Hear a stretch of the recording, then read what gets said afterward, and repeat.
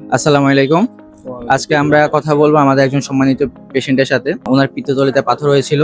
তো গতকাল রাতে professor doctor Abir Hossain sir আমাদের পেশেন্টের অপারেশন করেছেন। এখন আমরা সরাসরি পেশেন্টের মুখ থেকে শুনবো যে উনি অপারেশনের আগে কি কি সমস্যা ফেস করতো আর এখন উনি কেমন আছে। অপারেশনের আগে আমি ঠিক মতো খেতে পারতাম না, খাইলেও বমি হতো। তো এখন অপারেশনের পর হইতে আমি ইনশাআল্লাহ খাওয়া দাওয়া করতেছি, এখন কোনো বমির ভাবও আসে না, বমি তো আসেই না।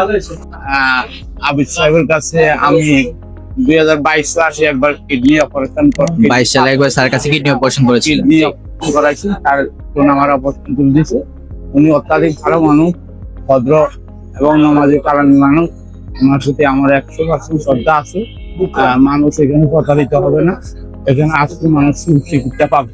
যাদের এই সমস্যা আছে, এই বিশেষ করে পিত্তথলি, কিডনি এবং প্রস্রাবের রাস্তা, বিশেষ করে ইউরিন জাতীয় এই অসুখগুলো, এখানে এই আবিদ সাহেবের কাছে আসলে আশা করি আপনারা একটা সুস্থ সমাধান পাবেন।